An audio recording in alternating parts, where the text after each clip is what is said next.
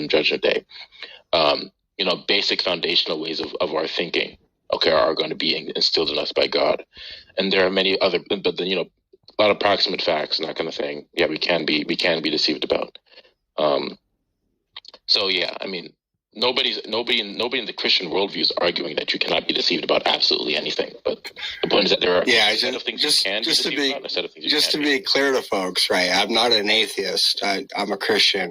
It's just that there were no available atheists, so I just stepped up and did my best job. Wait, is this what they say one way? I'm curious, yeah. No, that what you just listened to was an exercise in the principle of charity and steel manning and making their argument the strongest it could possibly be. That was good. So just say, what is your answer to it? So where do you think? So now we go for the critique on our answers. Where were the strong points in the arguments that we present, or counter arguments, and what is the answer that you found that works best? So I think there's a strong point on infallibilism going on. Like when there was a question about universality. I think another issue, I mean, Talonlock could probably play a devil's advocate even better with the deception thing. I think that's a good road to go down. But I'm not sure it's going to convince a lot of people because most people aren't infallibilists, right?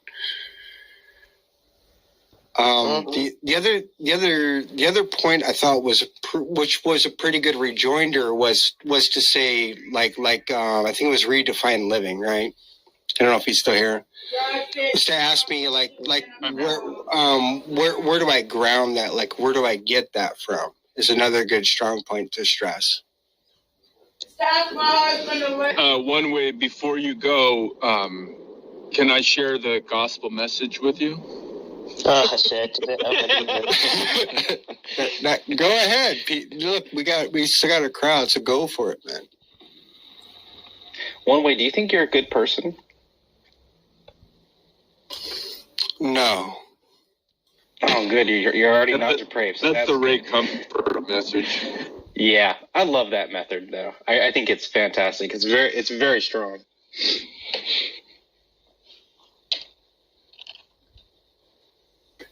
But to answer the last question, I just rebut it this way, right? If it seems to me that God exists, then in the absence of defeaters, I'm justified in believing that God exists. Basically, I just give them a taste of their own medicine, J. Robin.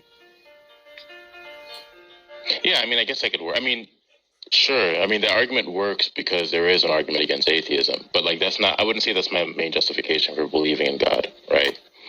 Because you could apply the same, like, the atheists, right, they'd have to say that in what way does it seem to be the case that what's fundamental is ultimate is not a mind that would not, like, also satisfy the criterion that what is fundamental is a mind? And how do they differentiate between those two things? And then they're obviously they'd have to provide or show that there's like not a counter argument for either position.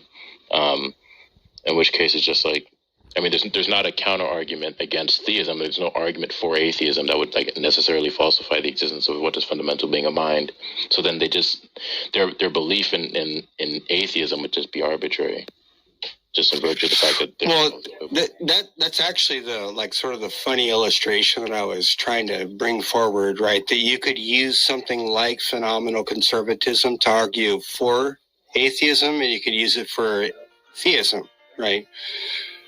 And the way that it's usually used, like 90% of the time by atheists, is I think they are literally phenomenal conservatists, where they are saying, it seems to me God doesn't exist. Now give me an argument. I'm not convinced, blah, blah, blah, right? Right. I think that's actually the way that almost all of them argue. Now, if it could be shown, and I think it can be shown, right, I could use the same argument the other direction. That's arbitrary then. You know what? We shouldn't accept that reasoning any more than we should accept their reasoning. But if they accept that reasoning, they should accept my reasoning. Exactly. But they're not going to do it. Exactly.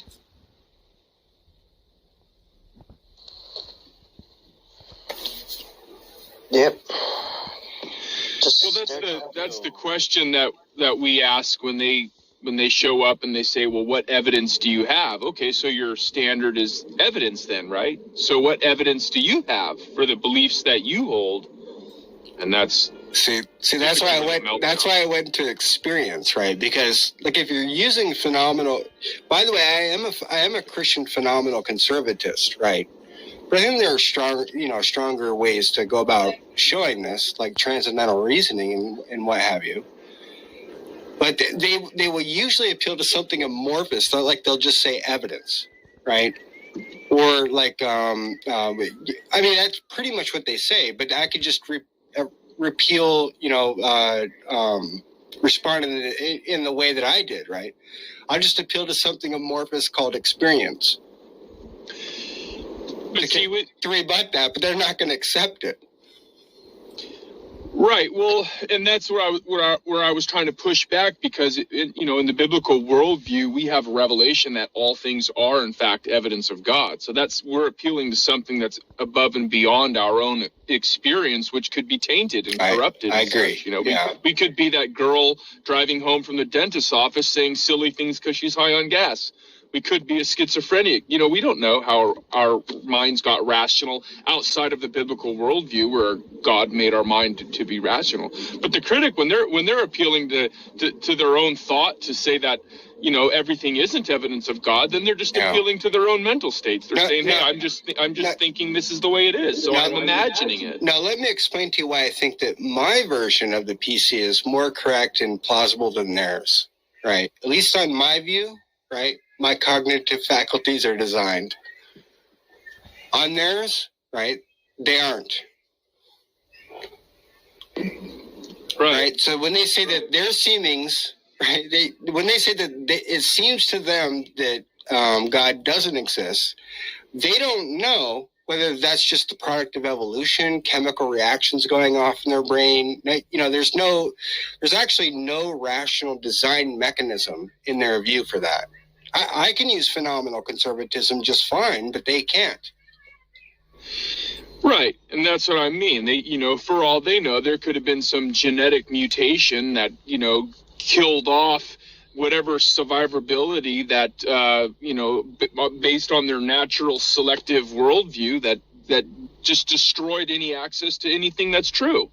And now, illusion has a higher survival value, and we're all living in this world under these things that are all, illusion and deception, because it helps us survive. And now we want to say that we can know something to be true, such as everything isn't evidence of God. Well, where'd you get that? That's why I liked your pushback that you gave me when I was running that, right? Because, right, you basically asked me, like, how do you know your experiences aren't faulty? Right. Well, they don't have, when they talk about reality, imagine, hold on, I'm going to drive around this turn and I think I'm going to lose. Imagine if I handed you a bag of Legos with no box, no instruction, and I said, here, put this thing together. However you assemble that is going to be arbitrary, and no one's going to be able to say whether it's right or wrong. Right. And that's reality from the non-biblical worldview. What is it? I don't know. It's just all these parts I assembled. But on the biblical worldview, you have the box and you have the directions. It's a concept of reality. So I don't even know what they mean when they say they can know something based on reality. Where did, is that just some fantasized thing based on your mental state? So you have a mental state. You have a thought about something. Okay. Tonlock, do you think these people convinced you about your objection, though? Are you talking about with the one with the lion snake thing? Yeah. I mean, obviously, I think it's a pretty good response. But then here with me, my follow up: if there's certain things that you cannot be deceived about. I mean, versus the ones you can be deceived about, and you are admitting that you could be deceived by at least some things. Then how do you know that some of the things that you're not deceived about are the things that could cause you to doubt your faith in God? Right. Yeah. Because God has secured them. I mean, that's the only answer. Like, it might not be convincing to atheists, but that's like it could just be the fact of the matter, right? That God secured certain knowledge in us, and that you're not wrong about. Right. Like if a person's like a global skeptic, that they're just gonna like just throw that over their shoulder. Exactly. I mean, that's like the only. I mean, you just have to keep. I mean, because people do that all the time. Just say, well, how do you know that God revealed it? I mean, what's the basis? But it's not like a discursive. At least that's not the position I take. That it's like all knowledge of like everything is just like through some discursive like inference process. And so that's like, so my response to certain knowledge questions would just be like certain like foundational things that God, like the basic knowledge of God, or like basic foundational ways of thinking, is just that God has innately secured those in us. And I would actually probably just even thinking about it.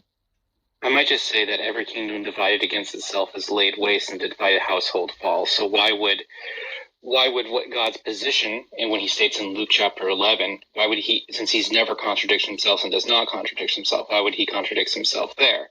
So it wouldn't make sense for him to put a lying spirit or send a lying spirit to somebody who is imaging his law.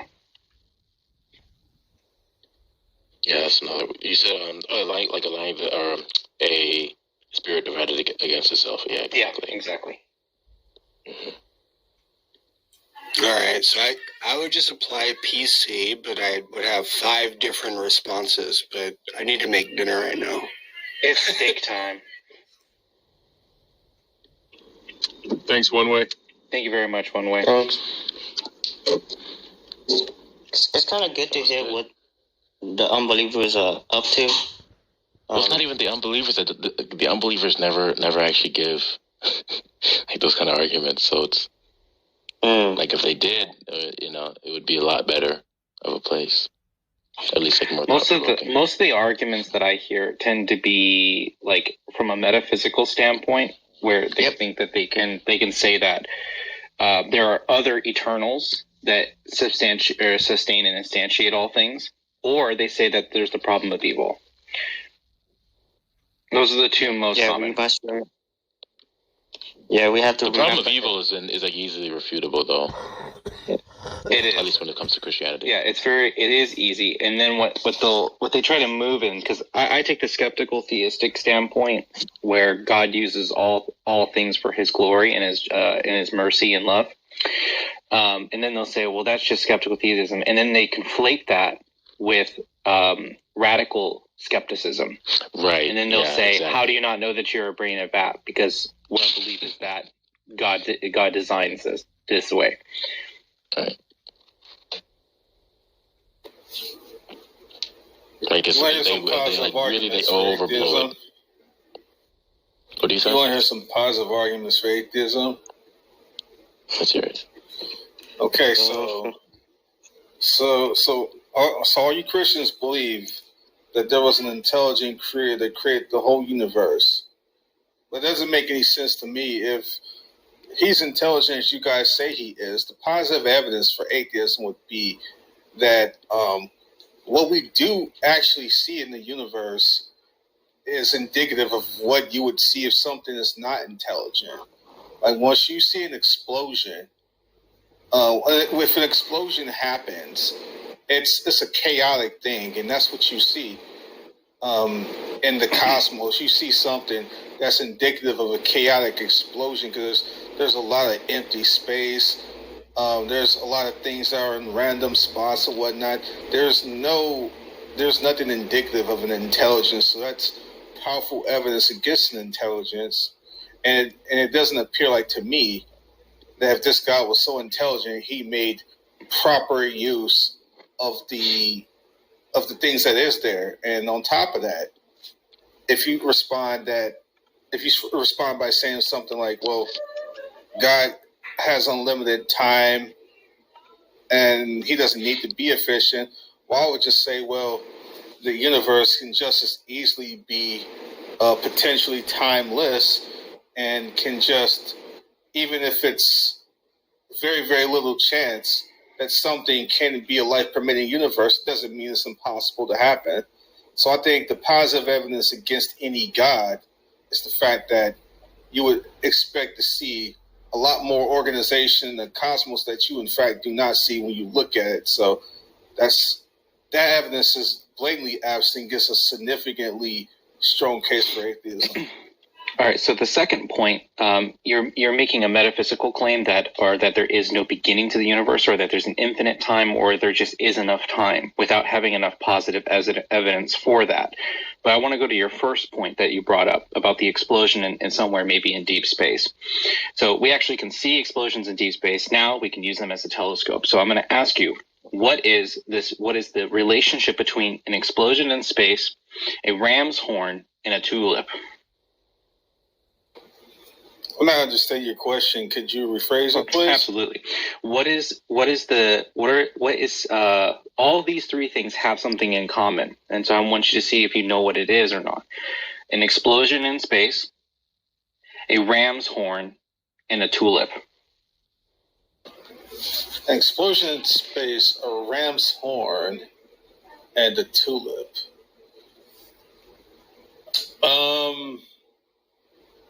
I don't even know. I don't know the answer. Okay. It's the golden ratio, right? Yeah, it's golden ratio and Fibonacci series. So so many of the times when a explosion happens in space, it's usually from a supernova imploding on itself, forming a black hole, shooting a massive amount of energy out into time space. That starts to circulate and starts to go into the black hole, which is creating the Fibonacci series. The ram's horn also creates based off the Fibonacci series, and so is the blossoming of a tulip. If it's not designed, why do we see so many mathematical consistencies throughout all things in the universe, specifically the golden ratio and the Fibonacci series? Well, I think my response says if you posit a multiverse, you can have multiplicity of universes infinitely. We just happen to be in the one that just so happens to be in the seemingly mathematically consistent universe that we observe, because there could be many universes out there that we don't see such a consistency mathematically speaking, but you could talk about an infinite amount of universes out there. We're just in that one universe. You just moved to the negative case. What is your positive proof for another universe? Well, the positive case is that there's just no contradiction in any other universes existing. There's just no contradiction. Yeah, it's still a negative case, so it's not positive.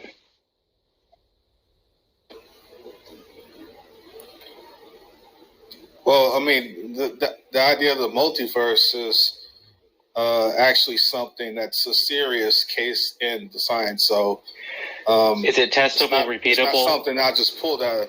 Not just something I pulled out of thin air. So, is it observable, testable, and repeatable?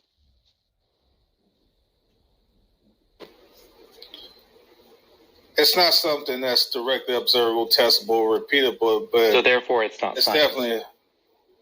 I'm sorry? Therefore, it's not science. Well, there's many things that we cannot directly test, observe, and repeat, but we wouldn't say that they aren't rational to believe in. Like, for instance, we can't test and observe and repeat history, but that doesn't make it any less any less rational to believe in.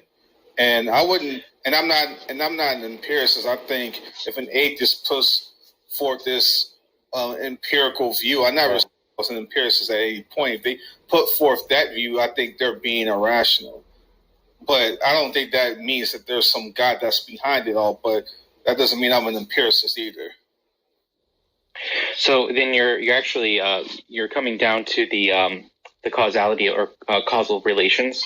And so how do you know that causal relations are instantiated and sustained, and what sustains and what did, or if there are that, is that what's ultimate in your worldview? And if so, how do you know that? And if it's not what's ultimate in your worldview, what is it that instantiates and sustains that?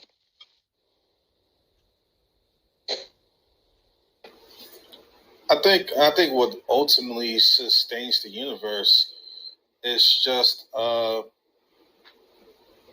it's just whatever the fundamental material stuff is, and it seems to me that that's either atoms and molecules that are eternal.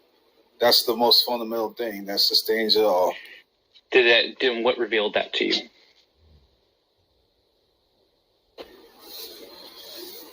Well, it's not something we look in terms of revelation. What we do is we make an analysis on the data that we do have, and we put that together in a rational inference to the past. Yeah, so you're making a universal claim about the ontos of the universe.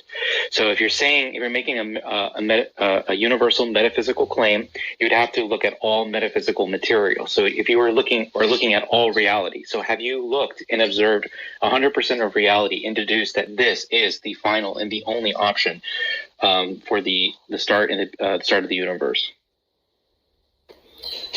No, I have not any more than I looked at 100% of history either to tell all of history, so I don't accept that as a rational standard. But history, we're talking about two different things now. We're comparing apples and oranges. So we have a categorical error where you're saying that history, that's something that you're experiencing now versus the ontos and the metaphysical start of the universe.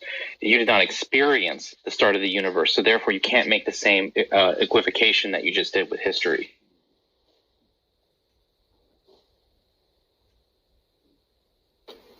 Well, if you actually look up the multiple definitions of science out there, actually history is another kind of science. Are you not aware of that? It's called historical science. Yeah, I'm aware of historical science.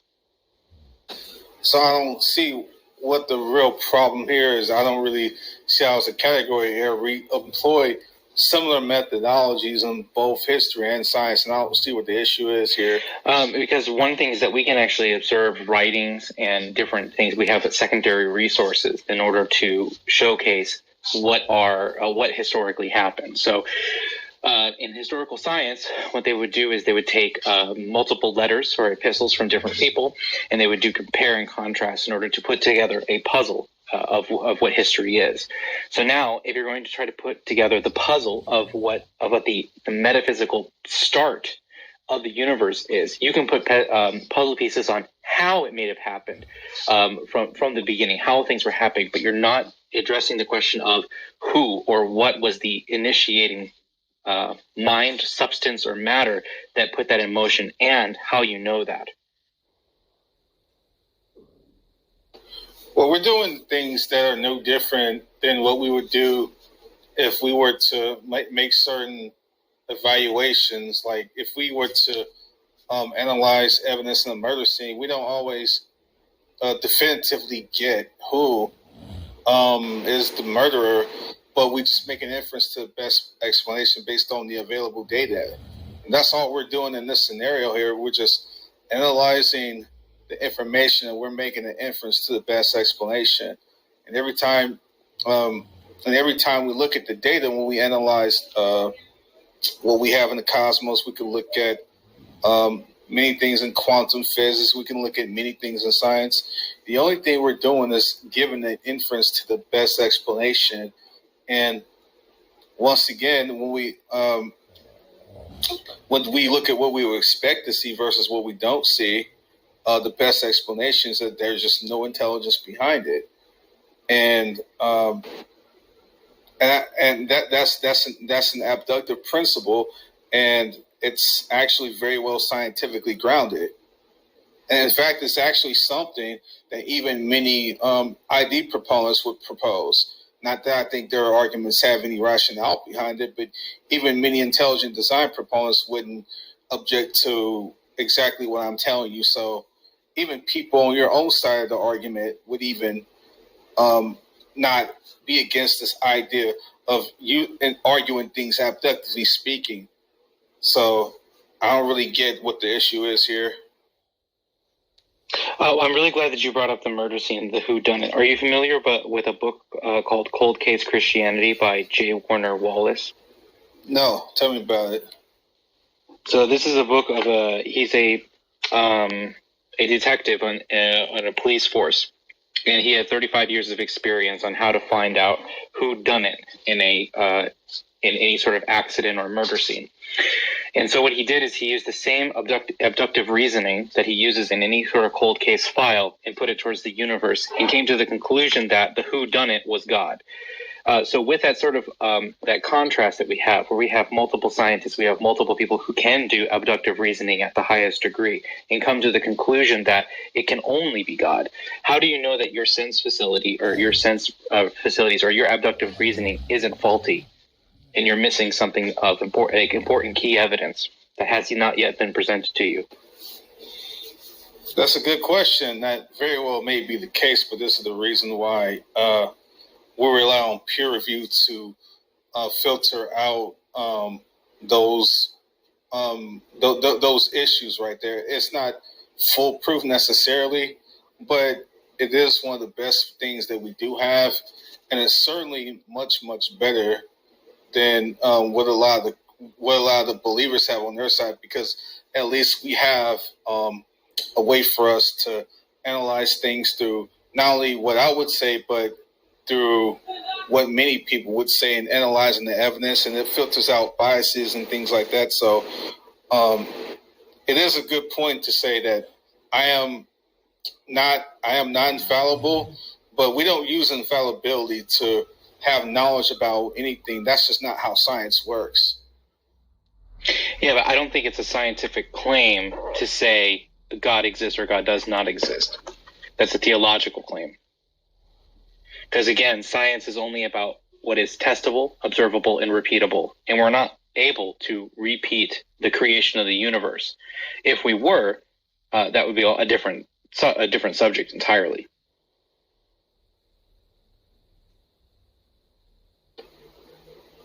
So science doesn't engage in abduction? Is that what you're saying? Or are you saying that the ID proponents aren't doing science when they give like arguments for, let's say let's say they were to try to argue for irreducible complexity? Are you saying that they're not doing science by your own argument? Can you define irreducible complexity? Oh yes, irreducible complexity is when we're looking at a state of affairs that is said to be irreducibly complex, meaning that that they cannot be reduced down any further, and it's usually indicative of something along the lines of an intelligence. That means it's put together due to not just mere complexity, but specified complexity in such a way to where it cannot be reduced down any further. Yeah, I got two responses to this. The first will be in the form of a question, which is, does science make any absolute truth claim statements? No. Okay. Does science answer the how or the why? It answers the how. So we're on two different playing fields when we're saying that when God is presenting his revelation to us and revealing his plan, he's telling us not only the why, he also does say the how in addition to, but the more important focus is the why. So why he decided to do these things. Science doesn't aim to answer the question of why we're here. You can say maybe you might be able to answer certain things of how we got here, but it still won't get to the point of the why. And that's where the theological difference is coming from. So also, since science is unable to make any absolute truth claim because people are infallible, scientific method also presupposes a whole host of things that cannot be substantiated through itself as well. So you get into a problem of circular reasoning. God is the only one that can actually give us those answers. So without any sort of ultimate grounding of reality, you're basically stuck with just your thumb up your ass, basically. So my response to that is, yeah, that is true to say that God doesn't. I mean that science doesn't answer the why questions, but I don't see how that means that that religion or Christianity or whatever you believe in is necessarily answering the why question, because just because you put a God in there doesn't mean it answers the question. All that means at best is that it may seemingly answer the question, but that don't mean it does. It actually answers the question, because you have to not only look at Christianity to quote unquote answer the question, but you would also have to look at a variety of worldviews, potentially speaking, because if you want to say that Christianity is answering the question, then how'd you roll out all these other worldviews could potentially answer the same questions in the same way? How'd you roll out all these other worldviews? Did you do an internal analysis on all these other worldviews and refute them all? Yeah, that's just God of the gaps, Renzo. Go get your Nobel Prize. And God being he can't lift the rock he makes so heavy that he can't lift it. Because if you're claiming that this worldview answers the question, then presumably you must have analyzed all these other non-worldviews internally, because you do your presuppositional apologetics with doing internal critiques. So you must have analyzed all these other worldviews internally and refuted those before you even claimed that Christianity can answer the question, correct? So we can take a look at any worldview that's putting up, but Christianity is making the exclusive claim that it is the one true religion, and that God is the one true uncreated, immaterial force that is responsible for all things that have happened, will happen, and are happening at this current moment. All other religions have eternal contradictions, or do not answer the whys nor the hows, and are riddled with other philosophical problems. Okay. So let me give you. So let me just throw out an example. Let's say I don't know. Is Hinduism a theistic religion? And in terms of saying it has like a higher, like it has a being that creates all things. Yes. It's not. Okay, how about Islam? Islam is, but it has a false perception of the Old Testament God. Okay, and you saying you've done this for the seemingly hundreds, if not thousands, of worldviews out there, right? Not for all worldviews, but monotheism is quite a very small portion of many other worldviews. Most of them come out of the Near Eastern history. In most other worldviews, either they don't lay claim to having a god, or they lay claim to multiple lower gods, but not anything that is uncreated. Most of the stories, whether you look at Shintoism, Hinduism, or any other world religion, especially in the pagan beliefs, all of the gods start out with their creation story, but it doesn't talk about who created them or who created that space. Okay, so are you saying that all these other worldviews have a common feature in which you can refute them all in one swoop? In general, yes. Now, some of the other ones, they won't be able to do it in one swoop. For example, like Islam. And the reason why is because they're laying claim that we have the same God. So there we have to go and look at individual internal contradictions within the Quran in order to refute that worldview. But as it comes to any worldview that does not have an eternal, all-powerful, truth-revealing God, so basically if it's not the God of the Bible, it's logically impossible that the universe could have come from that. Okay, that's an interesting answer. And getting back to your worldview, you've certain that you've done this kind of exercise on Christianity, and you've answered all the problems, correct? Correct. As far as I'm concerned, with as many of the problems that have been brought to me, if there's a problem that I don't know, I'll tell you, and I will sit with it, and I can look at the literature.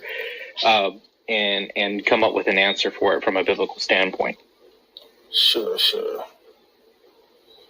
Okay. There was one scenario that I don't feel like has been properly addressed by Christians. Have you ever heard of the prophecy in Tyre? Give me 1 second. Okay. Hey, isn't I don't know if Hinduism had one supreme god, and then there's always like other sub deities, but I thought Brahman is the supreme. Well, Brahman is basically, it's all just Maya. It's all just illusions. That's why. So none of it's actually real. You got too many Hindu gods. What Hindu? Let me see. Yeah, Brahman would have needed to exist before itself in order for it to create itself. Vishnu and then all distinctions are an illusion. Yeah, it just becomes what do you call it? It becomes you just become skeptical now. Which God is telling the truth? There's no it doesn't even matter at that point, because you would be laying claim to a universal substance that says it's revealing itself to itself. So basically, you're revealing yourself to yourself. It's a very really roundabout way. There's no way that you can trust it, because it doesn't lay any claims to absolute truth. It actually says there is no absolute truth, which is self-refuting, because all we have to ask is that absolutely true? And it's not. So even itself eternally contradicts right at the start.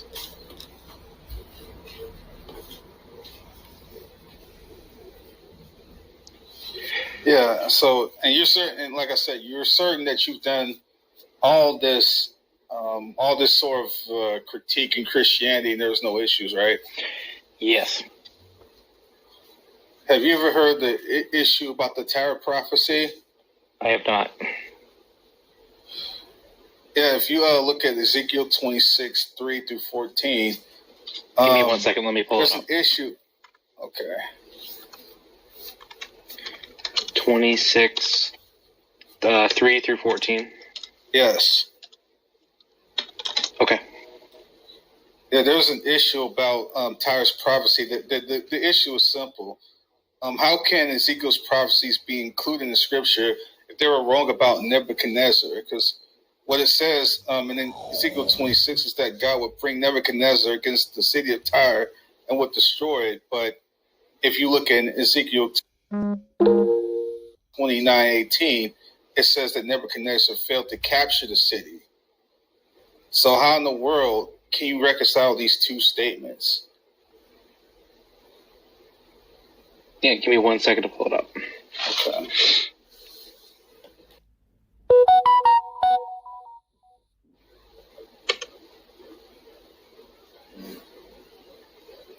Okay. I think Mike Winker did a video on that. Yes, I know he did. But I forgot what the refutation of it was. So it was good. Okay, so you have 26.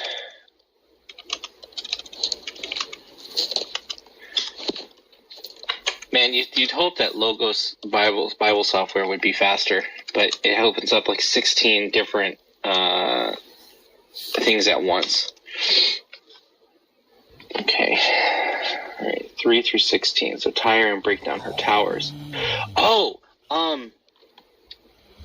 yes, I do know about this, and I do know this answer. Hold on a second. I got to reread this.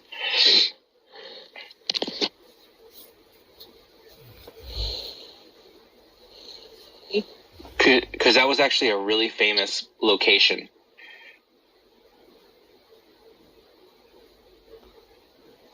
I'll post Mike Winker's video on the thing, in case anyone's interested in it. Because I forgot what the response was to that, too. There we go. Yeah, it's hard to keep track of all the questions. This is one. I've actually, no atheist has ever brought this one up to me, so that was a good one to bring up to unlock. Okay. You said it's 29 what? 29.3? Yes.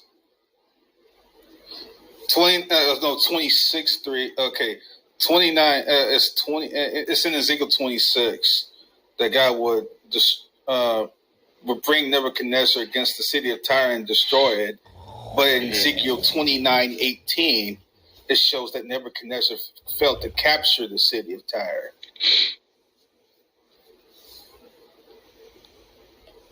I believe Tyre was eventually destroyed. Actually, so it was. So actually what happened there is that they actually ended up doing a siege, but it ended diplomatically. So an entire submitted to Babylonian rule, which was part of the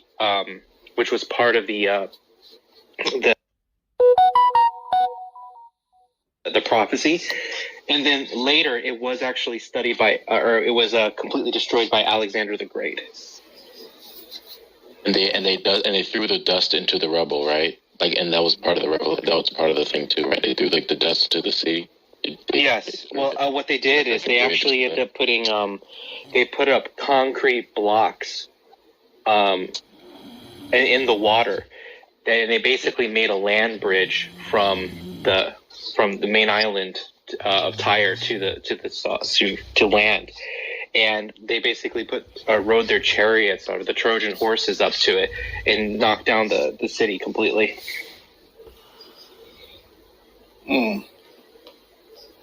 That does make sense. Okay, I think at this point I'm done. I think you guys did amazing. Like you're doing so much better than the atheists. Can I say something? I remember I tried playing Devil Advocate 2, and I just couldn't because I'm thinking more like a Christian now, you know.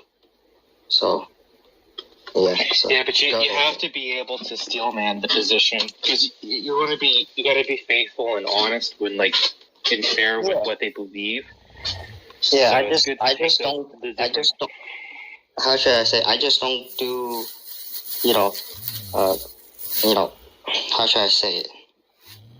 I just don't do bits and pieces, bite-sized meal, like answer everything. It's like you're not gonna have all the answers, so just you deal with the whole worldview, not just bits and pieces of it. Well, the thing is, right, is because we have truth on our side. They're not going to steel man our view. They know they can't. Oh, I saw you one with. Yeah, so in my Bible notes, to suggest that Tyre will fall or would fall is the time period, or in that time period would be. Okay. So it was making a claim that the fact that Tyre would fall in general was the huge claim about it was so absurd. It would be like saying America will fall next week. It's the same sort of gravitas as that. And so that, because it was one of the most powerful foundations in the world.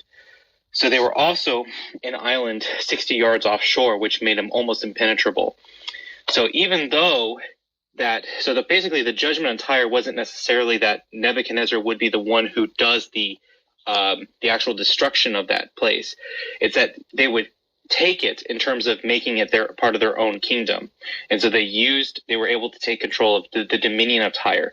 Later, what would happen when it talks about that, it's not linking the actions of the fall of it in terms of the physical destruction with Nebuchadnezzar. It's saying that in the future it would. And so then later, Alexander the Great does actually take it, and he does it the way that that they express in the Bible too.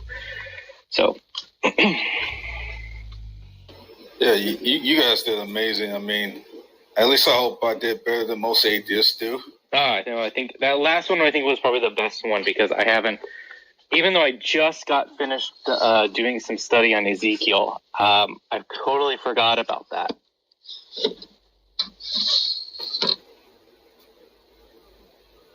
It's extremely hard to try to sound rational while remaining consistent with the atheist worldview.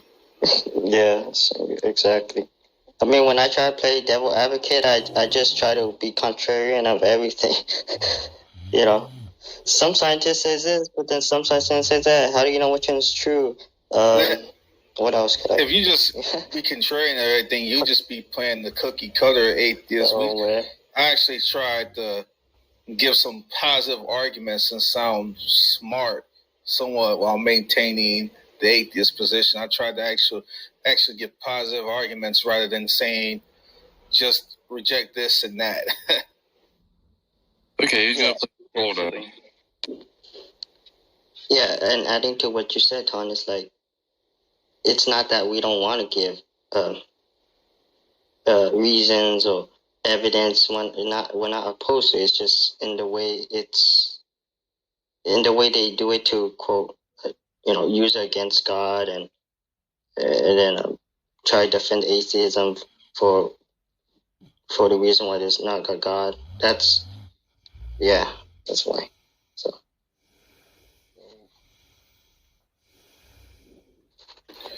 Because the issue is not really evidence. It's not really, it's not really evidence. It's the, how do you say? It's not as we don't have evidence too. It's just we have to see it in a certain way, like how we see it, like how we see reality through our lens. Is it so we have to deal with the worldview.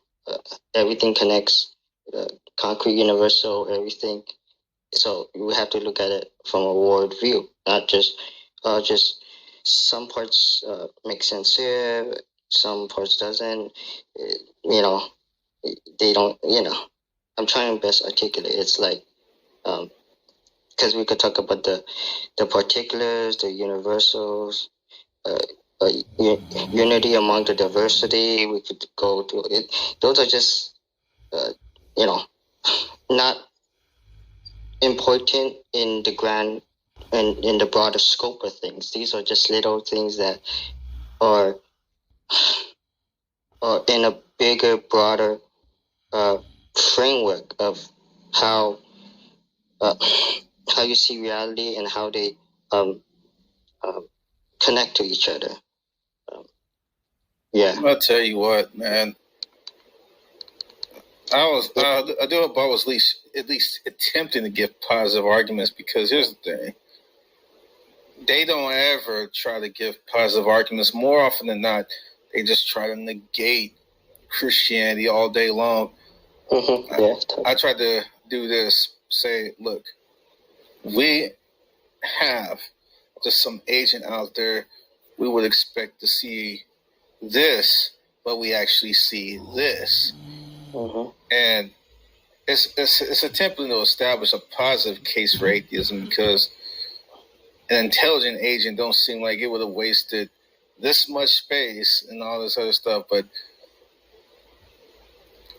even though I don't, in my theistic mind, that's not a rational view to go, I think it's probably one of the most quote-unquote rational arguments you can give as an atheist. Yeah, but the Bible actually makes a claim for that. Yeah. Because the Bible says, why did God make the expanse so large? Why did he make the universe so big? And it was a showcase of his power. I like how Matt talks about just go for it. I like how Matt talks about just go for it. I think that's the difference, right? Like if you listen to Ton Locke and my approach, at least we presented arguments. These people usually don't, right?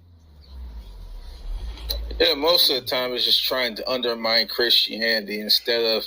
Usually it's a big, long circle of the fallacy, right? Discredit the other position, so then mine's correct. I tried to give multiple arguments. I tried to do an internal critique on Christianity. I tried to give positive arguments for atheism. I tried to use abductive reasoning. I tried to appeal to theistic arguments, and then to try to strengthen the atheistic position. I tried a number of different angles that, I mean, ultimately they're fallacious, but I think that's much better than a lot of atheists would try to do. Yeah, and adding to what you said, like, because they're on, how do I say it? How did Van Til put it again?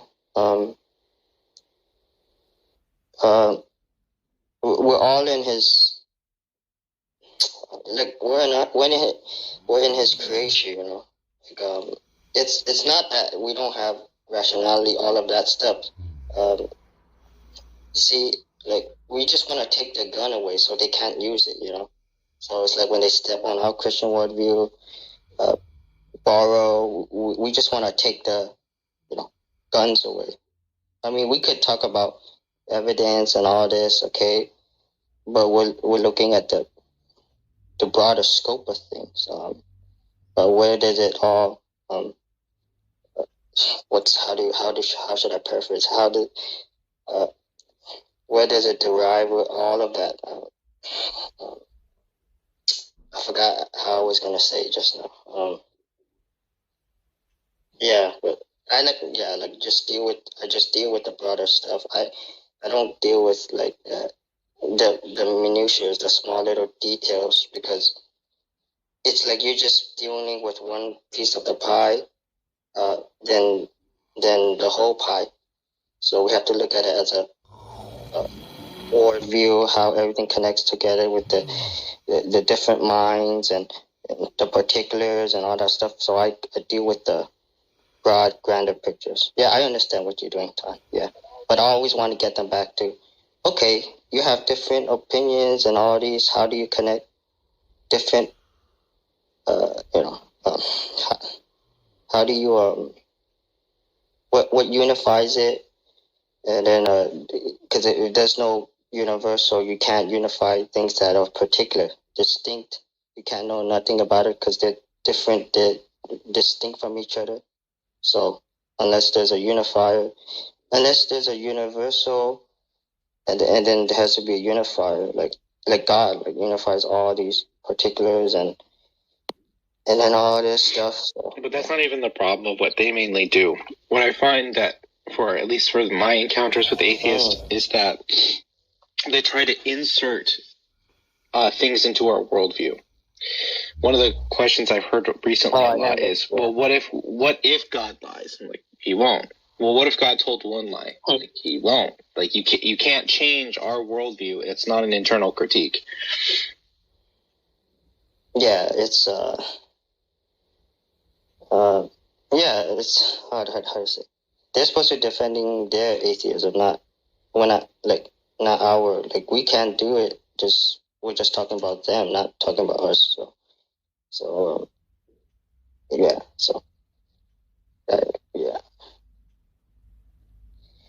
Just go for the kill, you know. Just go just take away the guns. Basically, if you just take away the guns, they have nothing to stand on. They can't even be rational. They can't even speak. They can't even do anything. So it's like you take away, because what they're doing is they're using application of what God has given them. That's all they're really doing. They're giving them the application. They're using the application that God has given us, science and all this stuff, immaterial, because if they can't explain where do they get it from, and they have to come to our worldview. Okay, I'll get it from you, and then just use it and say, oh, like, I don't need God and all this stuff. So you just have to get them to defend their position, and then they'll somewhere along the way contradict. They'll be arbitrary. Watch one way or other, they're gonna be, and then you have to just call it out. You know, so it doesn't take very long. You just have to be persistent, and you're just gonna. They're gonna one way be arbitrary one way. Because even though I think I did better than many atheists do, that was much harder than it was to try to defend that garbage. That was not easy to come up with some responses to some of the stuff you guys were saying. You did a fantastic job, Renzo. Well, thank you. It's only by the grace of God that I can do anything. Yep. This is how I would always do. I would take what they. Let me see how you say. I'm not denying. It's like you say. I'm not denying you have, these different facts here, these different minds. The question is, if you don't have God, what unifies all minds? And that's a very that's devastating, because you're gonna have to tell us how does that work, and then one of my favorite people to listen to just do absolute takedowns on evolution is my buddy here, Redefine. Just killing them, man. There is no survivors after you walk in a room.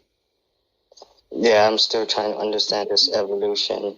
Bodies everywhere. I don't know if I'd go that far, but you know. Yeah, dude, you kill it, man. It's so good. It's like impressive. I don't even engage in it because I just don't know enough. I've watched a lot of Standing for Truth's videos and watched a lot of the debates, and it's so over my head. That's not my area to mess with.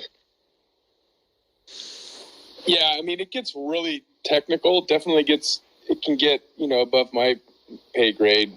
But I just think that I've just been following those conversations for a while now. So, yep. If I have anything, I don't really do evolution. I just try to just undermine them at the past because I don't know a lot about evolution.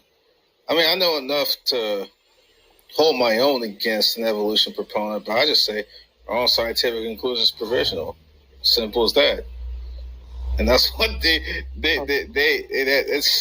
literally cannot answer that question. Well, they can, but it's going to sink them real fast no matter how they answer. Yeah, and you can always pull the rug right out from under them with the laws of nature and all of that stuff too. But yeah, the evolution topic, I don't know. I think it's interesting myself, which is why I like it.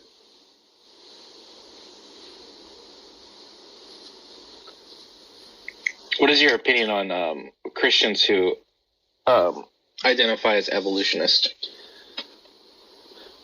Well, I think it's extremely inconsistent. But I don't know that I would. Yeah, I don't know. That's a hard question. I think it's extremely inconsistent. I guess I would say that if you don't believe Genesis is literal, you can be saved. Okay. But if Genesis isn't literal, you can't be saved. Does that make sense? Yeah. So if God is not responsible for all creation, then if his plan's not in order, if he's not the absolute sovereign force, then how is he sovereignly able to save you? Yeah. You're giving up so much. You're giving up sin and the fall of man. You're giving up a literal Adam and Eve. I know they try to talk their way around it, right? They want to say, well, that's all storytelling until you get to Abraham. What? But it's one of those things to where you can be saved, but it's not something I would want to risk my eternity on. Yeah, if you don't have a literal Adam and Eve, then you don't have a genealogy that eventually gets you to Jesus. And that's a problem. Go ahead. Yeah, I think the most important part then is then how do we have the original covenant being established with Abraham, Isaac, and Jacob? That right there is God supernaturally creating a family line that's going to then be the part where act as the arbiter, or no. The kinsman redeemer. To become the redeemer. Yeah, because he instantiates a line of kingship all the way down to Jesus. Well, so there's other implications too. So let's say that evolution is true. So now you are appealing to. When you are defending your most fundamental belief, you can't appeal to something else because that would become more fundamental, right? So you're appealing to this scientific consensus, and I'll draw a delineation between the scientists who put the Bible as primary and science as secondary, and vice versa. So it's not. I'm not saying because it's fallacious to say like all scientists or science says. That's a reification fallacy. Scientists speak based on their presuppositions and their worldviews, just like us, and we are going to interpret the data accordingly. So, both camps have the same science. One camp's going to look at the geological column. They're going to say, oh, that must have taken, millions of years laid down over slow, gradual processes. And another camp is going to look at the geological column and say, wow, that's an amazing evidence of layers, a catastrophe, a bone graveyard laid down in a great flood, right? Same science, just different interpretations, I guess you would say, as the data. But let's say evolution is true. So now what is God against bestiality? Because now who did Adam and Eve's children marry? Were they not humans yet? Right? And then is the greater population of the world not human because they're not from that line of Adam and Eve, if you're going to try to reconcile those things? Because they're just two people out of a larger population, right? How do evolutionists, just because this just popped in my mind, how do evolutionists answer the problem of the cardiovascular system? Why would you have a heart if you didn't have blood yet to pump through? Or why would you have blood if you didn't have a heart yet that would circulate it through the system in providing oxygen? Yeah, there just seems like so many things that would have to happen at the same time that are not gradual at all. And you have what's called waiting time problems too for beneficial mutations. And it takes more than one mutation to actually create. I mean, how many mutations does it take to make a heart from a non-heart? Because you got to remember, they're starting off like Ton was talking about when you guys were going back and forth about irreducible complexity. So at some point, you have that first cell, right? And it needs to be complex enough in order to replicate, or it just dies. Whatever that complexity is, however minimal you want to suggest that it is, it has to still be complex enough to replicate.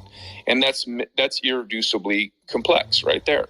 So from that most simple organ, remember, they're appealing to something that's simple because, arranging these proteins and such, this coding system to get a long sequence to have all of these functions, all of these body parts, it's ridiculous enough just to get life from non-life and then to have something that replicates, right? But from that, you have to have all of these novel information adding mutations. You got to turn that bacteria or whatever that first life was into some sort of a aquatic type thing, right? And then you have to magically poof out, legs. Whoa. Where'd that water come from? Well, I mean, all of these things, where you got to poof out magically these gills and these scales, and then you got to poof out fingers and toes, and you've got this just magical imagination just running wild, taking this simple life to this most complex thing where now you have a human, right? And we can communicate, and we have minds, and we can have deep thoughts, and all of this stuff. It's just, that's so many mutations. But then what we actually know is mutations cause disease. That's what they really cause. So we have this deleterious mutation accumulation over millions and millions of years. There's currently over 200,000 genetic inheritable diseases in the human population, and we're diagnosing more regularly. Where's natural selection? How did those mutations, how did those diseases get there? Well, the same driving force for evolution actually creates disease. It just gets stupid. I mean, it really does. These people are just so blinded by their worldview. They can't see that. Yeah. Yep. I remember Dark said something about what's his name, Charles Darwin, and all these, they just want to keep God out. They just, we don't know. We don't know. That's the answer. We're just. It was Charles Lyell. He was an attorney from New York, and he's the one who came up with this idea that the geological column represents time. And he was very clear why. It was to remove Moses from the sciences. Or Noah, sorry. Very clear. He was very clear about it. I mean, he had a chip on his shoulder against God, and then Darwin, took off from that. And what flows from that worldview? You have You have racial tensions and superiority type issues that when they suggest that certain humans are more evolved than others, right? That all stems from rejecting God. We're not made in the image of God, and some of us are more superior than others. And that's when you get into like the eugenics. That's what flows from that. And when you get like genocidal people like Hitler, they say, well, these certain people are genetically inferior and we need to remove them from the population. Well, what's wrong with that on an evolutionary worldview? That's all Darwinian ideology. That's evolution. And it's ironic, right? Because you hear, what's a relevant topic for today? They want to talk about like these systemic racism, right? If you want to say that systemic racism exists, then let's try to figure out what's the cause of it, and I'll show you where. If that's where you want to go, that's where I'll point. You teach these kids that we evolved in school.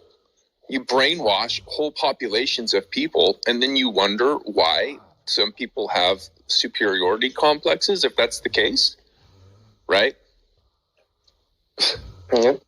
It's just but that's read your Bible. What's it say? Things are going to get worse. They're not going to get any better. We live in a fallen, corrupted world. We've got an enemy that we're fighting against. That's the greatest deceiver. I was thinking about this. The other day. Okay. Mm-hmm. So you have Satan wants to be powerful like God, right? But he can't be. But wait a minute, there actually are some areas where he can be. And where would those areas be? Well, God can't lie. Can Satan lie? Yeah, he can. So he's going to grab onto those things, right? God can't deny himself. Can Satan deny God? Sure he can. God can't be deceptive. Can Satan be deceptive? Right? So now we can have like an even greater understanding of like what evil is in the rejection of God. You have this deceiver, and the things that he is going to gravitate towards and excel in are these areas that God is going to reject. It just makes that evil so much more wicked. Do you see what I'm saying? Yep. There's a verse where, it's like Satan can do. How to say? Satan can just do whatever he wants while he's here on earth, unless of the permission of God, the Creator, the ultimate. What's the word again? No. God ordains and permits what he permits. He'll allow what he allows. So all things are ordained by God. So even in Job, the adversary, one of the divine council members, even has to ask for permission to challenge God. Yeah. No, I'm just wording. Yeah. God, ultimately, God is in control. I mean, and that's 100% absolutely true. But eventually, where are all of these people going to end? They're going to end up in hell with Satan, right? Yikes. Yeah, it's basically you want God or not. That's it.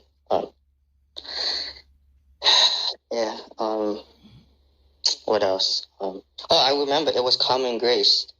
It was common grace because earlier I was talking about in his creation, like we're all in his creation. I was going. What do you call it? Going somewhere with it. I just forgot. Let me see if I can find it. Yeah, it's not as if we're like in living. It's not as if we're living in different realities. It's because of because of the common grace. Let me see. That's how to word it. So yeah, I mean, I like the evolution battle because I think that it's a wicked and evil religion. And if you don't believe me, ask an atheist what their best reasons for rejecting God, and they're gonna appeal to science. And what does the Bible say? Yep. I think it's in 2 Peter, like in the last days, what are they going to deny? They're going to deny the creation, and they're going to deny the flood, and then they're going to worship the creation instead of the Creator. Whoa! How profound is that? What are the cliches that we hear today, and what do we see people doing? I mean, it's yeah. I mean, the Bible's just right on the money every time. Rather, what's that verse? It's rather, worship the Creator. They rather worship the creation. Without Creator God, there would be no creation. By His own, by His own almighty power. So I don't even think it's that they want to worship the creation. They don't want to be judged by God. That's what it is. Yeah, it's you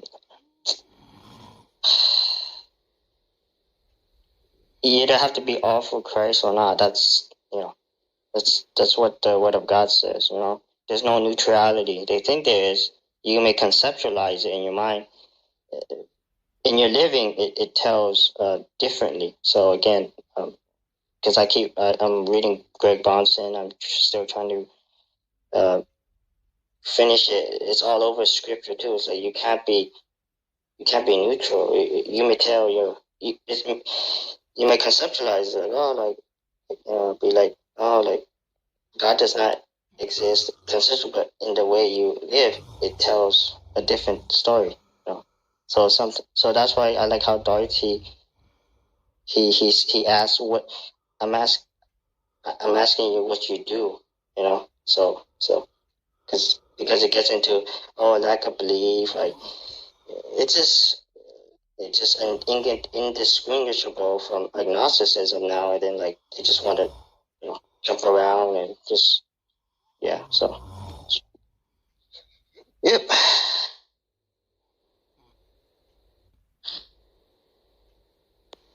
It's 10:28. Yeah, I'm gonna jump off. Novus, did you have something you wanted to say real quick? Ton, are you still there? Renzo, are you still there? I'm still here. Okay. No. God bless. God bless you, Novus. Yeah, I'm gonna go ahead and jump off too. If no one hasn't come to Christ, come before it's too late. Okay, I'm done. Novus.